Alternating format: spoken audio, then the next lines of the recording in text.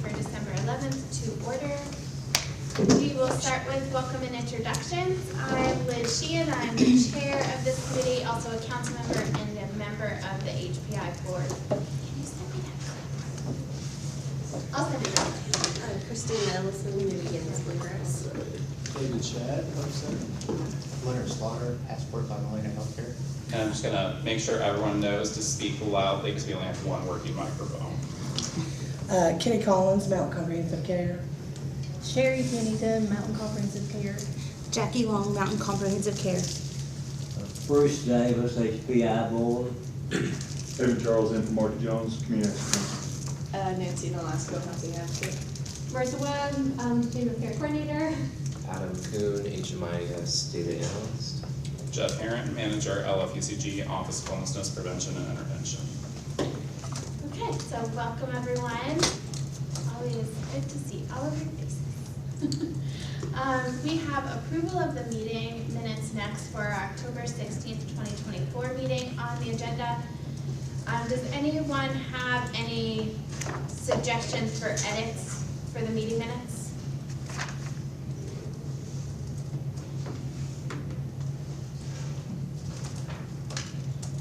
Okay, seeing none, I'll take a motion to approve. This can be anyone in the COC if it's a full membership vote. I'll move. Motion to approve, I need a second. Second. All in favor, any discussion on the motion? We didn't have any changes, so probably not. Okay, all in favor say aye. Any opposed? Okay, that, those quiet eyes have it. Thank you, everyone. We have 3 program reviews for today, so each presentation would have about 10 minutes to present, and then we have lots of time for questions and discussion of the programs. We have Arbor Youth Services, but I don't see one. Okay.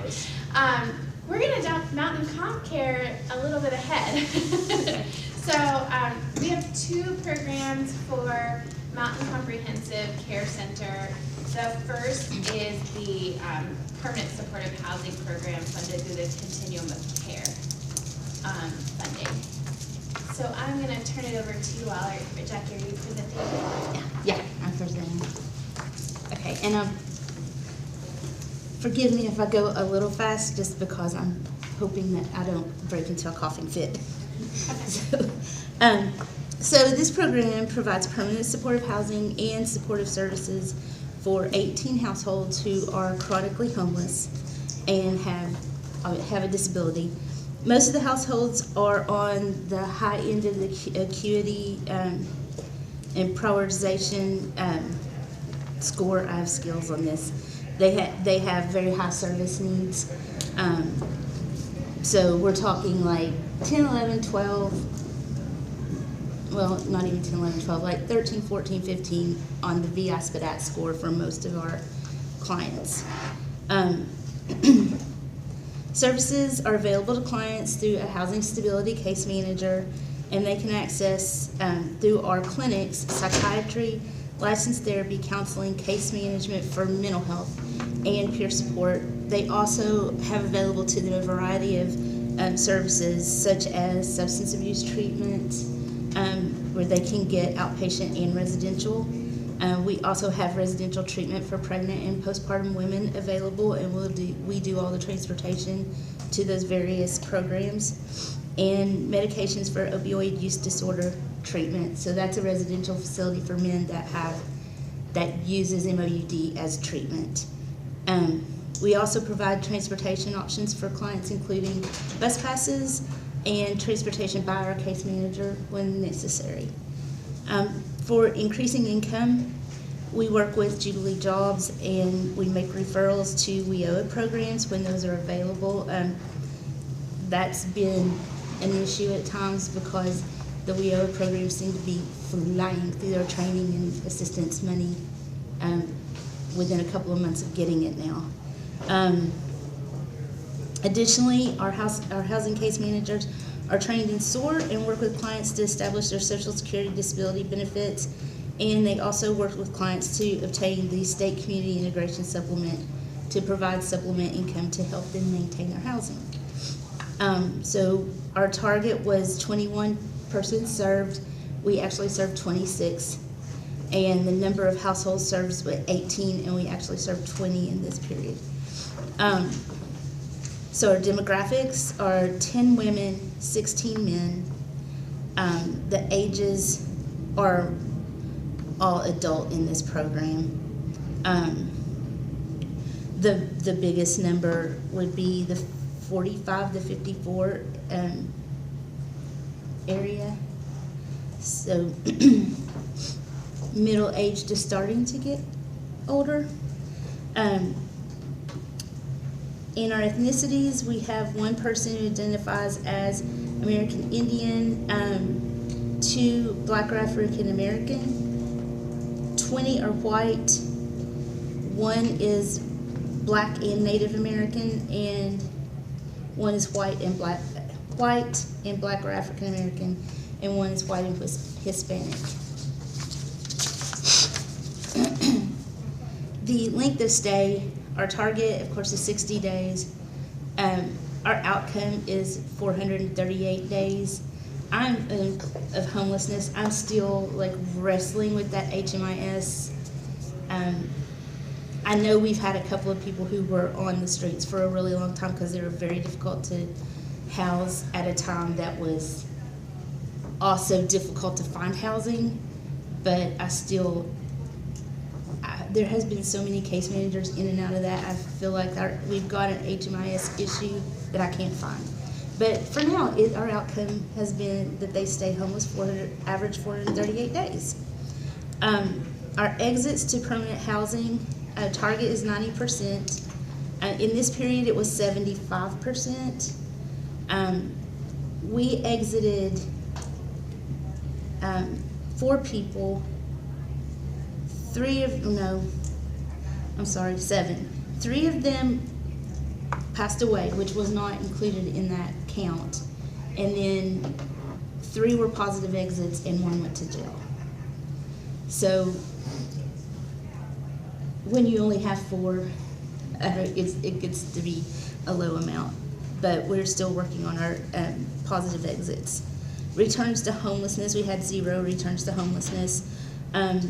We also had 0 with new or increased earned income, and among the stayers, and that is typical for this population. Most of them have Social Security income. And the increased non-employment income, the target was 30%, we're at 42%. Rachel's done a really good job of getting people either SSI or their community integration supplement. New and increased income among leavers, earned income was 0, and among the non-employment income among leavers was 29%, which still missed the target. APRs were submitted on time. We do not have unresolved monitoring issues. We do draw our funds down quarterly. We did have, in this period that just ended, $2,942 in the rental assistance column to be recaptured by HUD. It serves all populations, and we do housing first.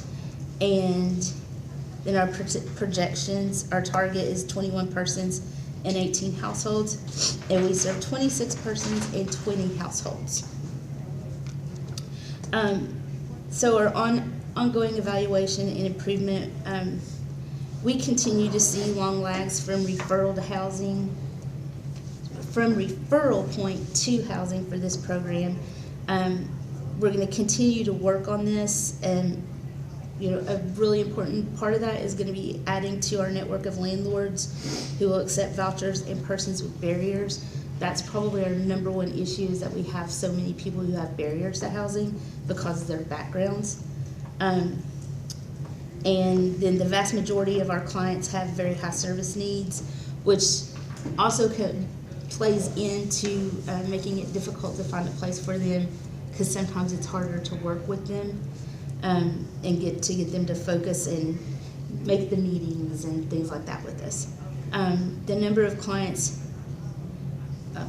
additionally, we will continue to work with clients on behaviors which put their housing in jeopardy. We've just had a really high amount of people who get evicted, and so we're rehousing them more than once. And that takes time from the new referrals, trying to get them housed too, so that's an issue we're working on. And then we're gonna continue to try to provide training opportunities to our case manager so she can find new techniques for helping individuals maintain housing. Any questions on that one?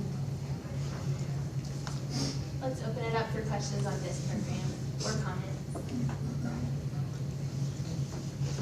All right, I'll go.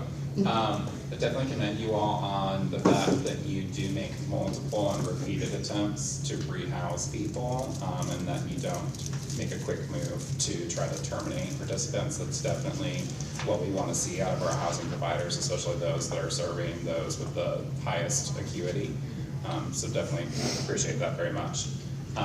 Two questions would be, one, I noticed that with income, the biggest challenge was earned income. Mm-hmm. Do you have any, have you identified anything that we might be able to do as a continuum that would help in that area? You know, this is a difficult population with their acuity to get, more, I guess we should probably work with maybe someone like Goodwill more. But it's just, sometimes it's hard to also motivate and get them to believe that they can hold a job. Because you will hear them a lot of times say, I don't want a job.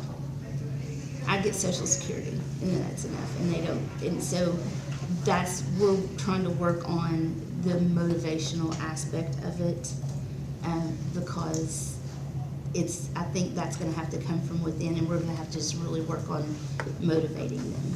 Okay, I just Yeah. always want to make sure if there's something that as a system Yeah. that we can try to introduce or coordinate, that we are taking those opportunities. Oh yeah, we have a lot of opportunities in the system, like Goodwill and Jubilee Jobs and WIOA, that have good programs that people can access. It's getting them to do it. Well, and I also noticed their social skills. Yeah.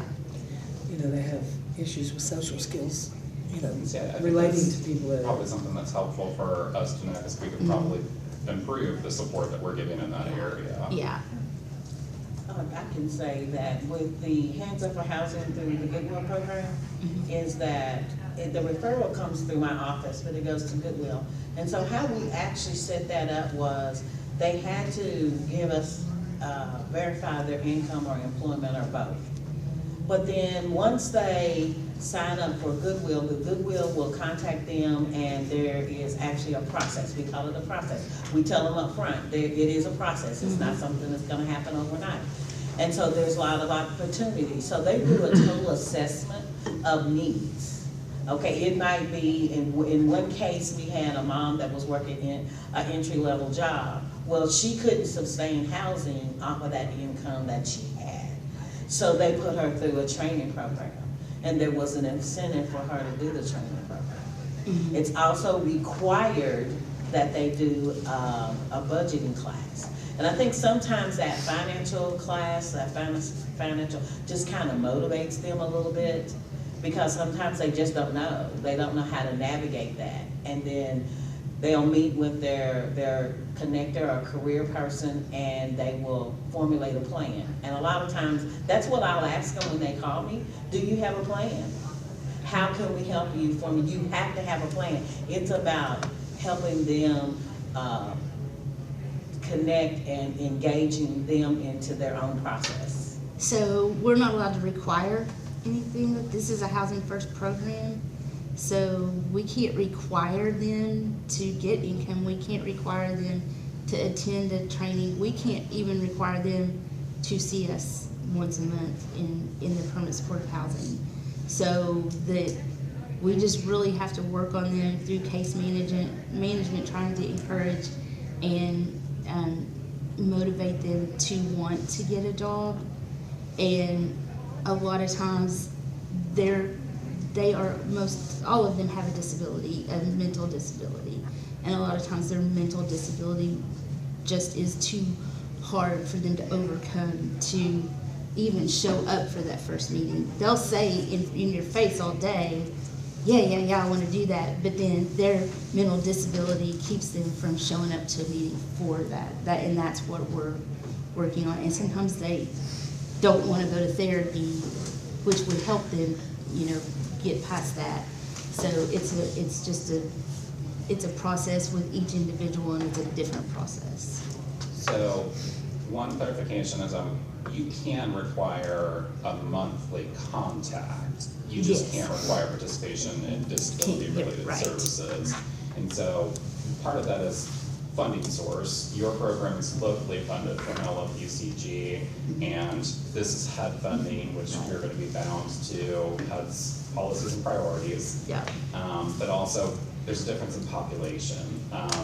We're talking about chronically homeless, severe disability that I think is probably gonna be a little bit different than some of the families that you're seeing. And so I understand some of the challenges that Jackie's saying, but I also think, to your point, if we can get them connected with Goodwill, I think Goodwill has a lot to offer in terms of that's not solely a message coming from your staff. Right. They have another support that can help identify those areas that they wanna work on and can help facilitate that. And it doesn't become staff perceived as nagging them about employment or a goal that they've expressed. So I think there's still benefit, but I did want to just make sure there's a little bit of information on the table for those that might not know the two programs, because there are some challenges in what we're able to do with HUD funding and with the Housing First program. It's kind of like that program too. There's a program in Louisville that they target folks with disabilities, but it's an employment service just for people with disabilities. And so sometimes it just takes kind of like, oh, let's take a trip. Let's see what they're doing. And sometimes it's just kind of exposing them to something different. And see, Goodwill has that same program with our veterans statewide. Because we have veterans that have the same issues. And they actually employ them in their stores. I believe it's up to 2 years for our veterans, just doing, working in their stores. And that just kind of helps them get back into the groove of working and being around people and socializing. And then sometimes when it's people that look like them or have the same culture, that's kind of motivating too. So if we let's do a field trip, and let's go to, I think it's called Dog Wolf or something like that, because they make dog biscuits, they make treats. Oh, But it's a company out of Louisville, and that's their target population. And the people that they interviewed was just like, they were really glad that they connected with that program, and it was one thing that motivated others to wanna apply or to work there too.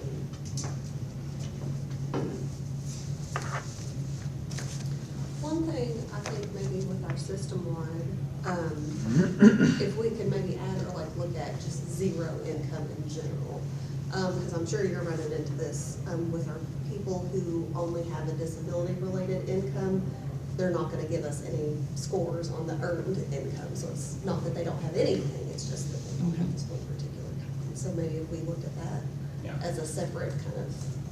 And that's something that we can definitely do for context, for conversation. Of course, COC funded programs are still gonna ultimately be measured as a system. When we submit our system performance measures each year, it is going to be that new or increased, and that's gonna be how the report's coded. I think that for our conversations though, it is helpful. That is something that I did not put the forms for our presentation in the packet with the calendar for next year, but we can gladly go in and add those in the criteria that we can include in presentations if it's helpful. And since the field office for HUD is doing those quarterly meetings now, I think that's something we should flag and talk about in those meetings, since they want to know how they can help us better. That's a measure that probably needs to be adjusted at the HUD level.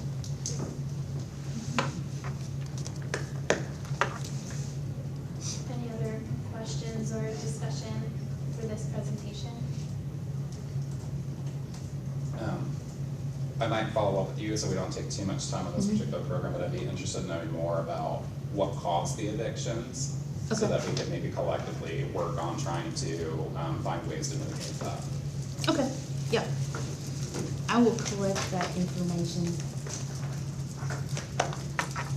I mean, in a nutshell, it's usually tenant behaviors, but yeah, we can talk What about type that. of, like, I actually had that Yeah. question Yeah. too, like, what type of behaviors are you Um, seeing?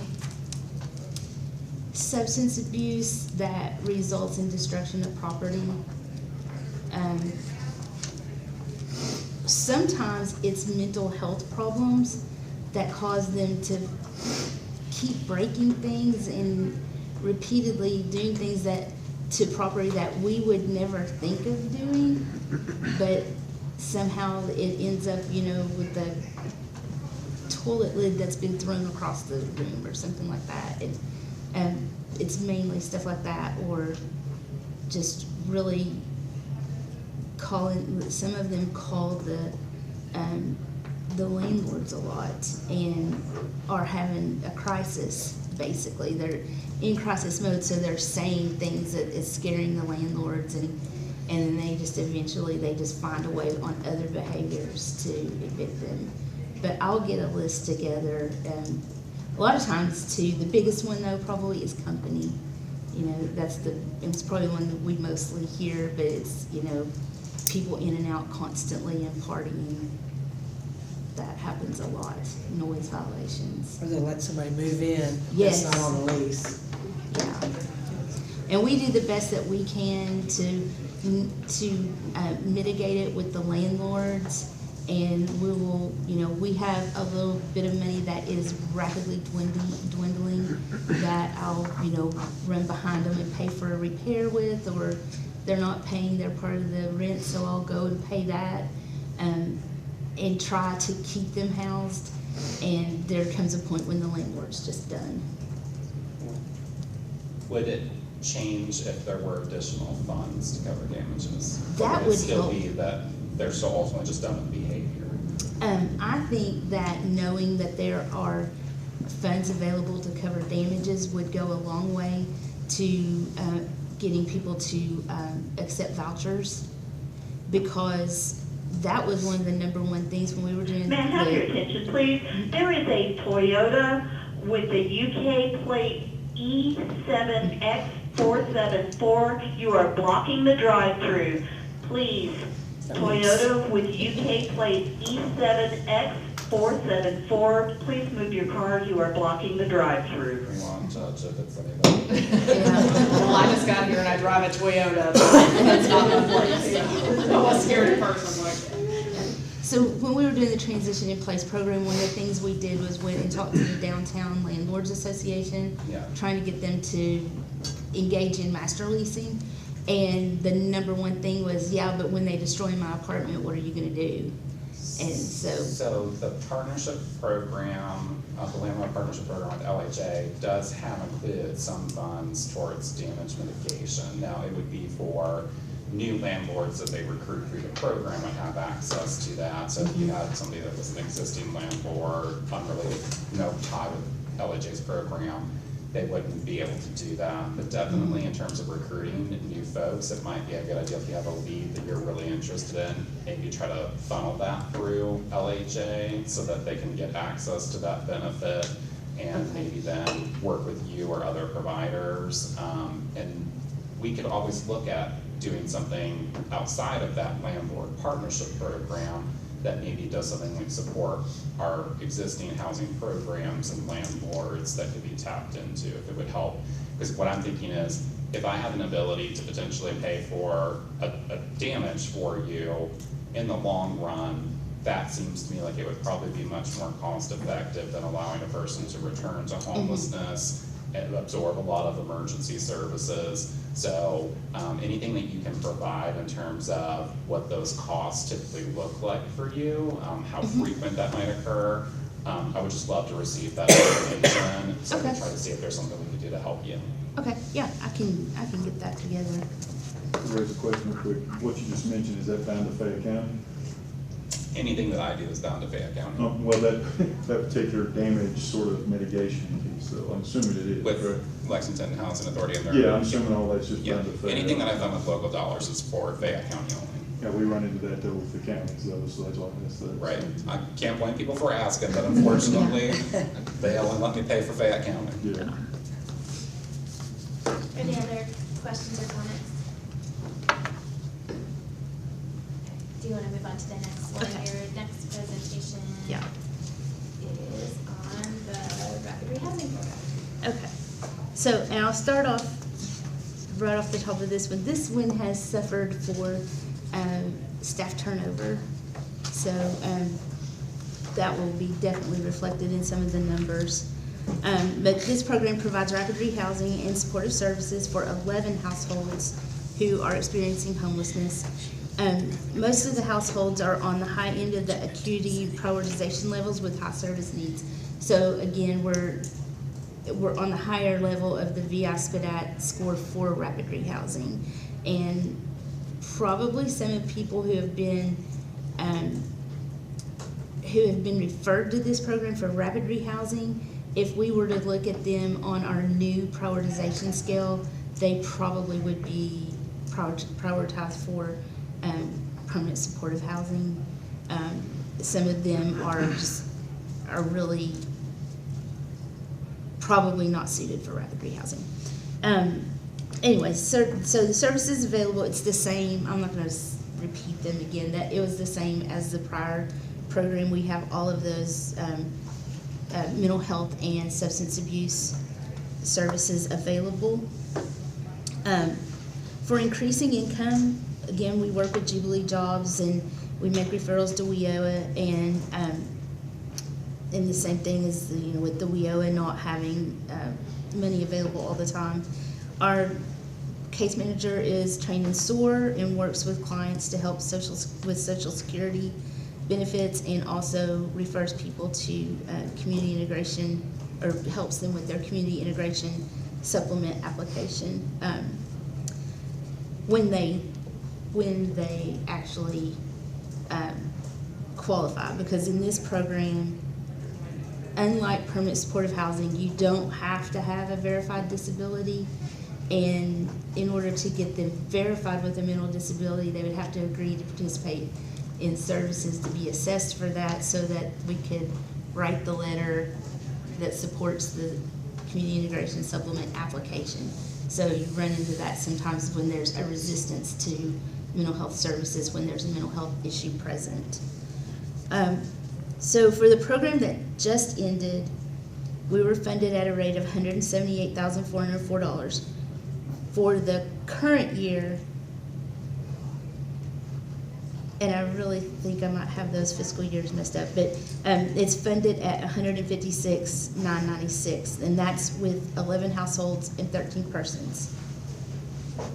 So for the application that was just submitted to HUD, our funding level is $118,709, which will be 6 households and 8 beds. So due to those reductions, as participants roll off the program, we're probably going to not be able to accept as many new referrals this year.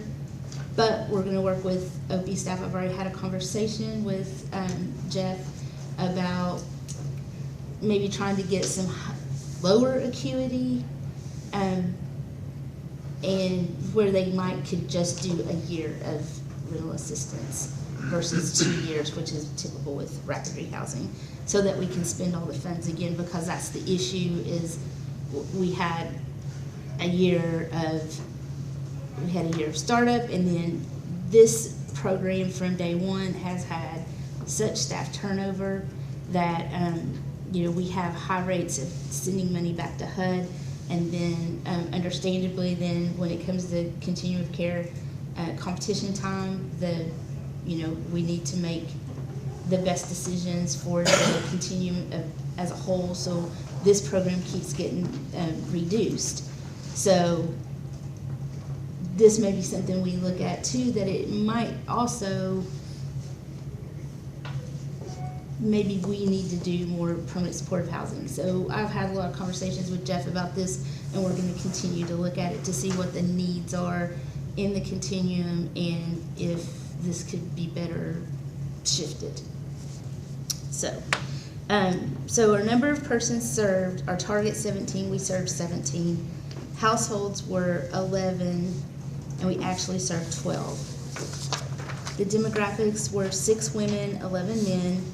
We do have children in this program, so under 5 we have 1, 5 to 12 we have 3, 25 to 34 3, 35 to 44 2, 45 to 54 4, 55 to 64 3, and 65 plus 1. So this has a broad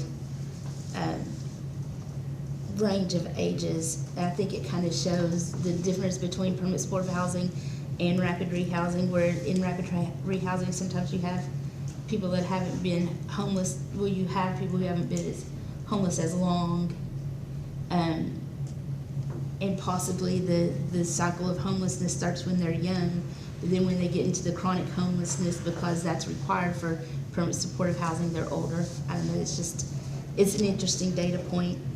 The ethnicity, we have 12 Black or African American, 4 white, and 1 white and Hispanic. So this program in particular is very heavy, or very lopsided on the racial disparities or distribution. The length of stay is 125 days. Our target is 30. Exits to permanent housing, the outcome was 75%. The target was 90. The returns to homelessness, the target is 5% max. Ours was 25%. I have a note here. It includes 1 person who has entered into HMIS, but then left for another state before being housed and returned to Lexington about 6 months later. That's just, it's just illustrating that there is vagrancy is not the word I really want to use. They migrate sometimes in and out of the system. Jobs, new and increased earned income for stayers is 0%. This is directly attributable to just new staff trying to get their feet under them. Job and income growth, new increased non-employment income, 20%. For leavers, the increased earned income, the target was 20 and we exceeded that, 25% left with earned income. And then non-employment income among leavers, the target was 40% and 25% was the outcome. APRs were submitted on time. There were no unresolved monitoring issues. Funds were drawn down quarterly.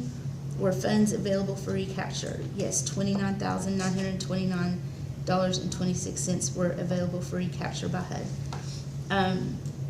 It does serve all populations and is housing first. And then our projected households was 17 and 11, and we had 17 and 12.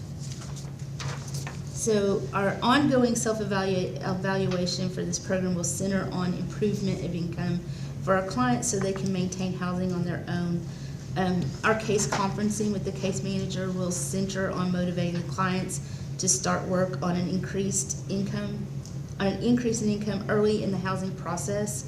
I think with this program, what we see is people get into housing and we tell them, look, you've got 2 years of rental assistance, and they don't want to start working on a job until about month 20. So I really need to work on the motivation aspect again. And that can come with training. A lot of different trainings are available that we can work with our clients or with our staff on. And then we also continue to see issues with clients not wanting to open the door for the case manager after the housing process has concluded. So we have at least 2 clients that I can think of right now that we've had issues with them letting the case manager in the door. And this one, they are required to meet with the case manager. So we're starting the documentation process. We're hoping that they will believe us once we, because obviously we don't want to terminate their assistance, and I won't do that without going through Jeff and Marissa, but we are documenting some on a couple of clients because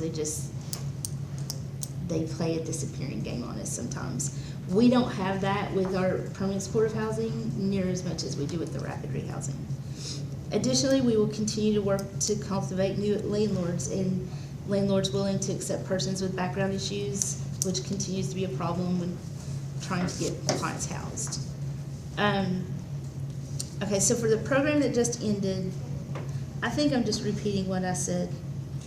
I just repeated what I said the first time, so we already dealt with the money. Okay, let's open this one up for comments and questions.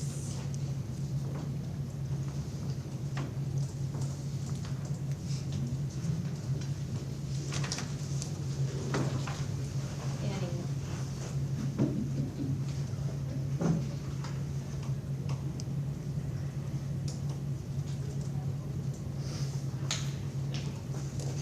No comments or questions for this time? Thank you for your presentation. Our next presenter will be Chris for Arbor Youth Services for your rapid rehousing for youth program from the Emergency Solutions. I was correcting something on my thing, but I'll tell you as soon as hold on. Okay, let's see. My program is rapid rehousing. I work for Arbor Youth Services.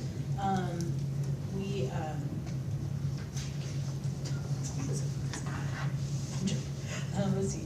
General information on the program is, as a part of Arbor Youth Services supportive housing programs, housing advocates will work closely with the organization's emergency shelter and outreach center to identify and assist individual youth between ages of 18 and 24, single parenting youth are acceptable, who are experiencing homelessness and utilize rapid rehousing plans. Housing advocates will help transition these youth from homelessness to housing. Beyond financial housing assistance, staff will provide the following incentive case management services. Education and employment. Housing advocates provide one-on-one assistance with referrals to educational, vocational, and employment services within the community, obtaining transcripts, assist youth in completing applications, advocate for youth within the education system, and provide mentoring in these areas as needed. Financial literacy. Housing advocates will review each client's credit report and provide referrals and assistance in the process of obtaining a checking or savings account. The navigator will also assist the youth in completing a monthly budget. Life skills development. Housing advocates will provide one-on-one monitoring and referrals for services that will improve youth's ability to, in areas of cooking, housekeeping, and maintenance, and personal care, Staff will also assist youth in seeking mental health, substance abuse, and counseling referrals, as many youth struggle with a history of trauma that often impedes their daily functioning. The target number of persons served, I didn't know that number, the actual was 32. Number of households was 25.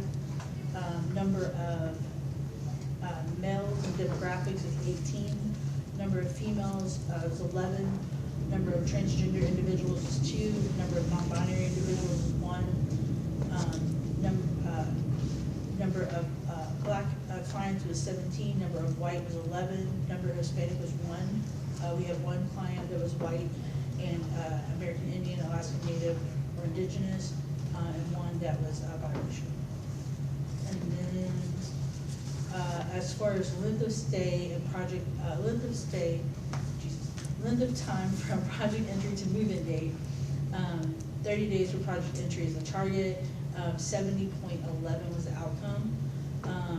Access to permanent housing is supposed to be 90%, and we did 84.38%. Returns to homelessness was supposed to be 10%, we did 16%. Jobs and income growth for stayers, earned income was actually 4%. It was supposed to be 15%. Job and income growth for leavers, earned income is actually 33.33%, and should have been 40%. Let's see, APRs for mission due on 5/29/24, I'm guessing, and I didn't know the answer to that one. Undersolved monitoring, put in A. Funds drawn quarterly, yes. Funds recaptured, no. And then housing first, yes. And then ongoing evaluation and improvement. Some of our improvements include increasing our efforts to connect with housing clients more frequently and meaningfully. By engaging with clients on a regular basis, we can better understand their individual needs, challenges, and goals. Regular check-ins allow us to provide timely support, address any issues that they may be facing, and help them navigate available resources more efficiently, or more effectively. Strengthening these connections also builds a trust and ensures the client feels supported throughout their housing journey. This might involve implementing scheduled follow-ups, creating opportunities for open communication, and offering personalized guidance tailored to their unique situations. By fostering these stronger relationships, we can not only improve the outcomes of our clients, but also create a more responsive and compassionate system of care. And that is all. Okay, opening up for questions and comments. So I think you've revised this since so now can you get me a revised version so that I can make Yes. sure when it goes Yeah. up online? I'm sorry, I just revised it like here as I said, because I realized I put no percentages for those, and I knew we had percentages. And then actual questions. Yes. Returns to homelessness is increased, but also looks kind of high. How is that calculated? So let me look, it says, let's see, returns to homelessness is 16%.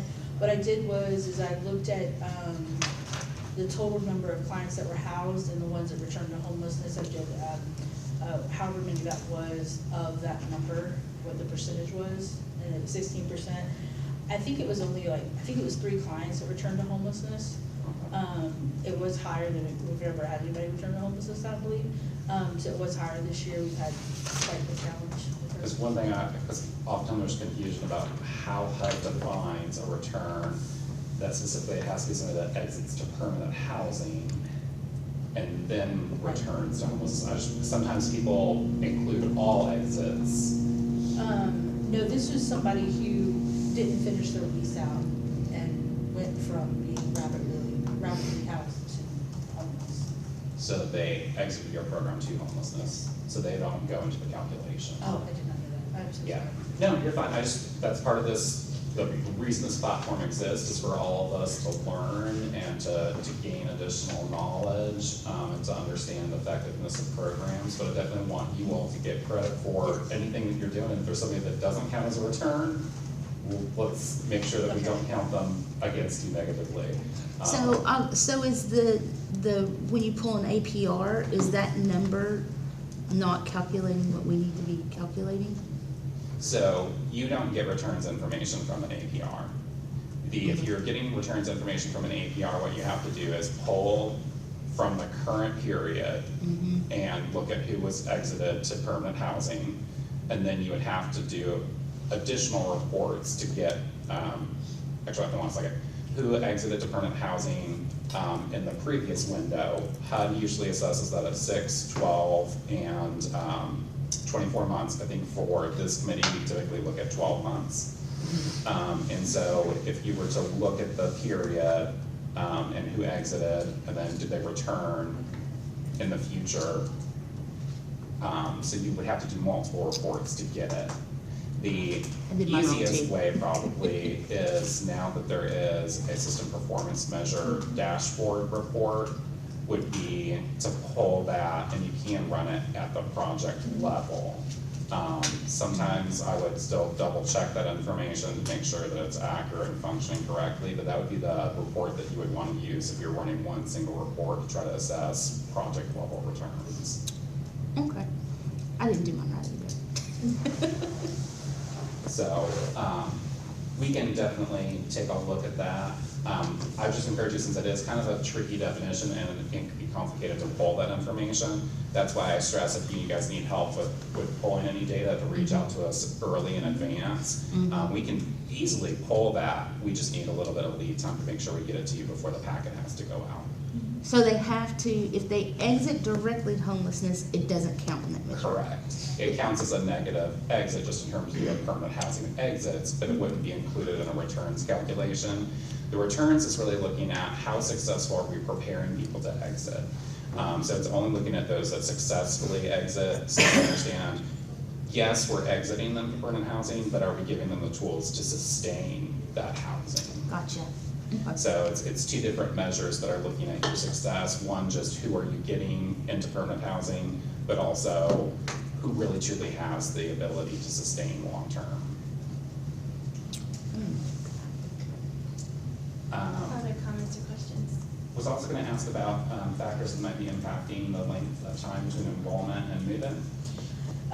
That would just be, finding apartments, honestly. Finding not only apartments that fit fair market value, but apartments that the client and we think the client can sustain after we're done helping them with the rent. And that's becoming increasingly harder because, of course, fair market value went down $1 and prices go up. So, it's just become harder to find apartments that are suitable for the clients and, during and after program. So I totally understand that, that's what I expected. I did send out to our housing providers a list that was provided by the landlord liaison with LHA's new landlord partnership program. She's identified some units that might be potentially available to partner. I included all of you on, I encourage you to reach out to Carrie from time to time if you're looking for somebody to house a client with. Because they definitely have some of those incentives that they can offer to sweeten the deal. So their role, they're just cultivating landlords, right? Yeah, so they are tasked with cultivating landlords for both LHA programs like mainstream vouchers, but they would also be working on recruiting those for the coordinated entry system. So all of our COC housing providers, whether it's COC funded, ESG funded, would have access to that. They have some funds that can pay security deposits. For you all, that doesn't really make a big difference, but for some of the voucher programs it does. They have a damages mitigation fund. They have a one-time incentive for new landlords. They also have a one-time incentive for a landlord who adds new units that can be paired with assistance.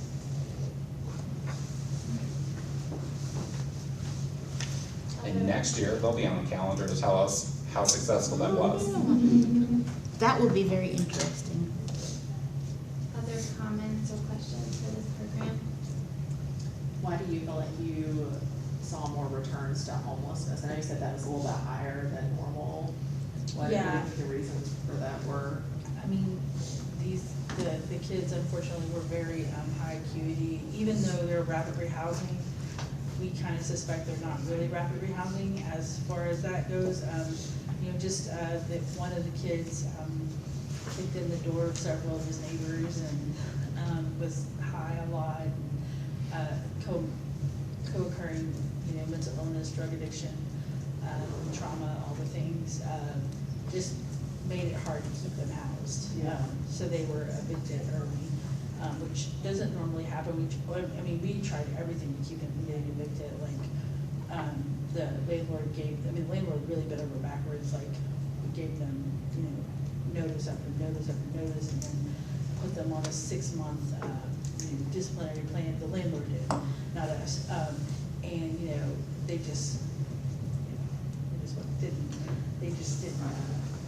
either believe us or care. Yeah. How many of them are in Fayette County Public Schools? None of them. None of them. No.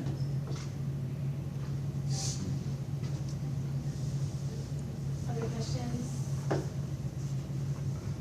I have one. I just was wondering if you could talk a little bit more about your efforts to increase your connection with your housing clients, like you're saying more frequently and meaningfully. So what are some of the things that you're doing, or how many times are you contacting them now relative to before?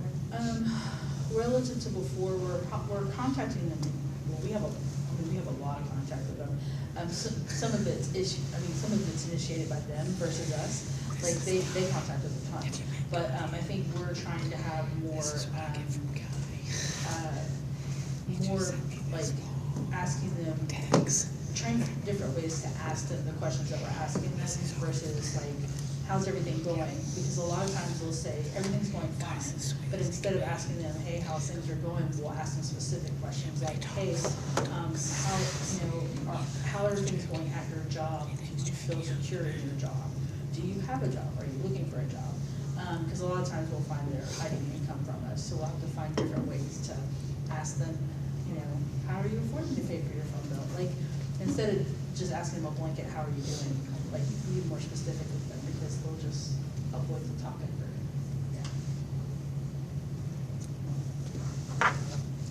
Any other questions or comments? Thank you. Okay, the last thing, well, almost last thing on our agenda is looking at our evaluation schedule for the following year, so if you're, for next year. So if you look at the last page on your packet, the schedule is there.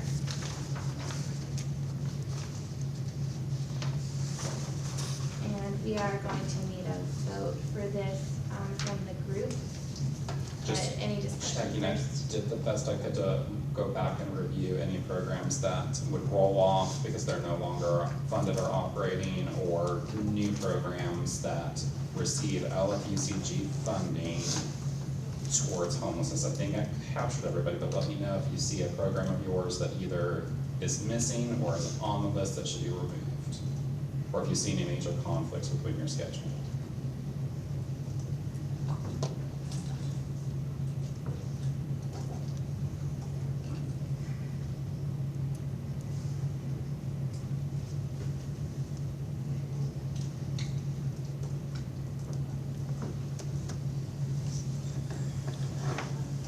If not, would there be a motion? We need a motion to approve the schedule. I'll make a motion to approve. Thank you. Second. And we got a second. All in favor say aye. Aye. Any opposed? Okay, that motion passes. Any other public comments for the group today? Anything, announcements people would like to share? Man, y'all are quiet today. How's the motel program going? It's a lot for this office, I'll be transparent, because it's receiving and prioritizing applications. We're making referrals based on priority, coordinating with partners to get them checked in and make sure they have supports. Maintaining people in motel has been a little bit of a challenge. We don't have flexibility or control in all situations. Sometimes behaviors, if a hotel owner wants somebody to leave for certain things, I don't have the ability to override that, and I may not have another room at another property to provide them, where we only have 2 hotels that we're utilizing right now. So unfortunately, some folks have gotten departed from hotel. We've had some issues with things like drug use, definitely some mental health related concerns. Usually if it's something that's more just like disruptive, like a noise issue, we have some flexibility, but we've had a couple of things where there was safety risks that were involved that I understand the decision that the property owner made, but that's probably the primary challenge. I think at current, we have about 175 persons in hotel. So that's pretty full, right? It's pretty full. We definitely need to let people know, in terms of expectations. We are continuing to take applications, but we're not gonna be in a position to make a lot of new placements unless there are people that exit, to housing or for other reasons. So unfortunately for folks like you at Eastern State, it's probably gonna be, something that wouldn't be great for discharge planning, Yeah. but I think I spoke with, Sharon and let her know that I'm still willing to discuss those cases and Yeah. see at the time if there's anything we could do. Yeah, we've been able to get people into shelters. We haven't had any issues right now where. I would say, definitely what we're hearing from Salvation Army is that they get a lot of calls about shelter, but not a lot of those callers show up. So even during inclement weather, we've typically had, either year-round or overflow beds available for singles. And typically Mary's had, multiple family units that were available. Something else is, I think there are some folks who maybe, are reporting to us that they're not eligible for shelter, but we're finding that that's not the case. I understand that people would have a preference for motel over emergency shelter if there are any means to keep people safe. So, we also are having honest conversations with people as they call to check on their status about making sure that they know whether or not there is that option. We're confirming if a restriction from shelter exists and encouraging them to be aware of weather conditions, especially if there's an activation, so they can make a choice. I understand if they would choose or prefer not to go to shelter, but I want them to know if they do have the ability and to consider and make an informed choice about whether or not it's the right call to access it. And I'm strongly encouraging when we have those extreme temperatures. But overall, we are managing to keep a lot of people sheltered. So that, at the very least, is a success. And I think as we get past this initial move-in period, we're gonna be able to do a lot more to move people to permanent housing and New Beginnings. I know has already moved one person into permanent housing from the general program. Community Action Council's had multiple exits from their motel funding for emergency family housing, either to another shelter when something opened up at Salvation Army, and at least one of those exits to permanent housing. Bluegrass Care Navigators, I think, maybe just had their first discharge within the last week. So there is some positive movements out of the various winter shelter programs. Yeah, I know we're in the activation, the cold weather plan's activated now too, Yeah. so. Yeah. Well, I mean, for perspective, we're already above our average for last year. Like, we're not above our highest number for the village, but we're definitely above our average. So, we're early December. We're getting a lot of mixed information on applications where it's hard to tell from an application alone what options that someone has. We're also seeing things like people are strategically including certain information in applications to try to increase chances of placement. I've personally spoken with at least one couple over the phone, and I say couple lightly because we had to ask our partner what their name was. Oh. So I can understand we might not know someone's, social security number or maybe middle name, but just Maybe they had just decided. name seems like that would be something that Maybe we it was would a know. new relationship. Yeah, they had decided whether they wanted So we to don't judge. stay together. Any other questions, comments, public sharing, announcements?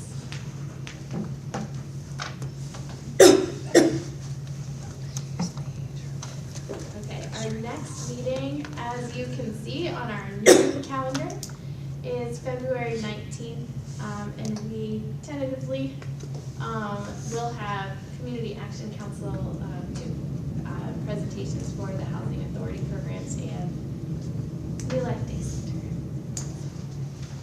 Thank you everyone for being here today and for your participation. I will call us adjourned. So You can Jackie, say that our shelter program is what guys, they're saying. guys, And baking is one of my favorites. He,